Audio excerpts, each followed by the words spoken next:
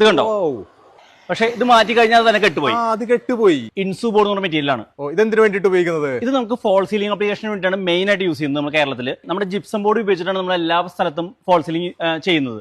അതിന് പകരം പർലിങ്ങിന്റെ അകലം ക്രമീകരിച്ചുകൊണ്ട് നമുക്ക് നമ്മുടെ മെറ്റീരിയൽ വെച്ചിട്ട് ഫോൾ സീലിംഗ് ചെയ്യാം. ഇതിന്റെ മുകളിൽ പ്രൈമർ അടിച്ചിട്ട് പുട്ടിയിടാം, എമൽഷൻ അടിക്കാം, ഏത് കളർ വേണമെങ്കിലും അടിക്കാം. നമുക്ക് വരയ്ക്കുന്നവർക്ക് ടീക്ക് വുഡിന്റെയോ അല്ലെങ്കിൽ ഏത് വുഡിന്റെ ഡിസൈനിൽ നമുക്ക് വരയ്ക്കാം, എങ്ങനെ വേണമെങ്കിലും ചെയ്യാം. നമ്മുടെ ടെമ്പറേച്ചർ ചെക്ക് ചെയ്യുമ്പോൾ നമുക്ക് വരുന്നത് 33 ഡിഗ്രി ചൂടാണ് നമുക്ക് വരുന്നത്.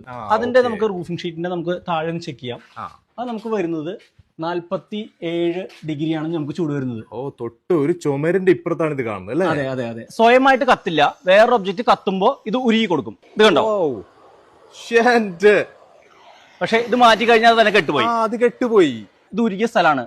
ബാക്കിൽ കൈ വെച്ചാലും ഇതിന് ചൂട് കടക്കില്ല, ചൂടുണ്ടാവില്ല. ഇല്ല ഇല്ല ഇല്ല ഇല്ല, ഒട്ടും ചൂടുണ്ടാവില്ല. ചൂടില്ല. ഇനി നമുക്ക് വേറെ ഡൗട്ട് ഉള്ളത് ഇതിന് വാട്ടർ പ്രൂഫ് ആണെന്നുള്ളതാണ്. നമുക്ക് ഇതിൽ വെള്ളം ഒഴിക്കുകയാണ്. വെള്ളം ഒഴിച്ചു കഴിഞ്ഞാൽ താഴേക്ക് പോവില്ല. ചേമ്പലയുടെ മുകളിൽ എങ്ങനെയാണോ വെള്ളം ഒഴിക്കുന്നത് അതുപോലെ ഇത് നിങ്ങൾക്ക് കാണാൻ പറ്റും. ഇത് കണ്ടോ? ഒഴുകി നടക്കുകയാണ്. ഇത് നമുക്ക് കൂടുതൽ യൂസേജ് വരുന്നത് സുരക്ഷ പോലുള്ള കണ്ടെയ്നർ മാനുഫാക്ചേഴ്സ് ഉണ്ട്. ഫിഷ് ട്രാൻസ്പോർട്ട് ചെയ്യാനായിട്ട്, അതുപോലെ തന്നെ ഫ്രഷ് വെജിറ്റബിൾസ് ട്രാൻസ്പോർട്ട് ചെയ്യാനായിട്ട് നമുക്ക് അക്വാപോണിക്സിന് വേണ്ടി യൂസ് ചെയ്യാം.